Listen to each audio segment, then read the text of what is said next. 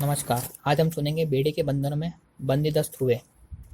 बाबा बचपन से शरारतें करते करते 13 साल बीत गए थे। 13 साल में जानबाजी बहुत अधिक लोगों के ताने बाने सुन बहुत सारे दुख झेले।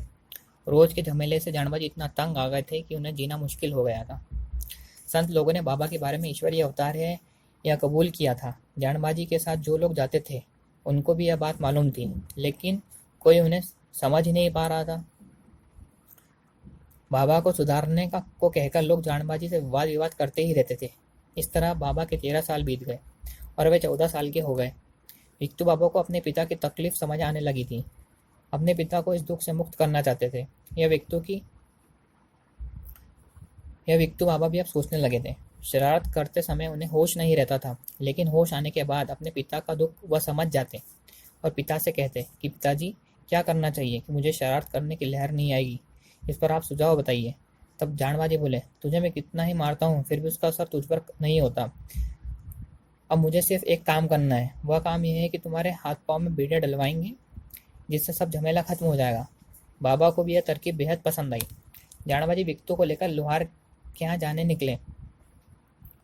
उस दिन की तारीख 24 दिसंबर 1932 रविवार का दिन था। उस समय सवेरे 10 बजे थे। रविवार का दिन होने पर लोहार दमडूजी छापेकर घर में ही उपस्थित थे। जानबाजी को अपने घर आए देख दमडूजी लोहार बोले, जानबा कैसे आना हुआ। इस पर जानबा विक्तू के बारे में पूरी पूरी कहानी बताई और कहा कि मेरी बहुत बड़ी मजबूरी है, मैं यहाँ करने के लिए विवश हूँ। इस पर लोहार बोले, इतने बड़े ईश्वरीय अवतार बालक है, इसकी शरारत किसी का भी कोई नुकसान नहीं हुआ या किसी को कोई खरोच तक नहीं आई, फिर भी तुम इतना बड़ा कृत्य करने जा रहे हो। ये नादान बच्चा है और इसे ईश्वरी देन है। इस पर जानबा बोले, इसके सिवा मेरे पास कोई इलाज नहीं। मैं अकेला किस किस के मुंह लगूंगा, किस किस से झगड़ा विवाद कर बैठूं। मेरे पास इसके सिवा कोई इलाज दिखाई नहीं देता। इसके हाथ पांव में बेड़े डलवाकर मैं इसे अपने साथ खेत पर ले जाऊंगा। इससे विवाद की जड़ हमेशा के लिए खत्म हो जाएगी और लोगों को दिल को तसल्ली भी मिल जाएगी। लोहार जानबा को बहुत समझाने की कोशिश की। उसे विक्तू पर बेहद तरस आया था। फिर भी जानबा अपनी बात पर अटल रहे, इसलिए मजबूरन लोहार को बेड़ियां डलवानी पड़ी। और जब जानबा विक्तू को लेकर घर निकले तो उनका हृदय दुख से भर आया।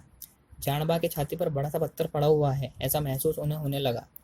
लेकिन यह सब उन्हें बेबस होकर करना पड़ा था, क्योंकि अज्ञानी लोगों के दिल को शांति और खुशी मिलने के लिए यह कृत्य उन्हें जानबूझकर करने के लिए विवश होना पड़ा। जिस दिन विक्तू को बेड़ियां पहनाई गई वह दिन भी सभी के लिए बेहद स्मरणीय था, क्योंकि उसी दिन डॉक्टर बाबा साहेब और गांधी जी के पुणे का करार था। इसलिए यह तारीख दलित बंधुओं के लिए भी भूल न पाने वाली बात थी।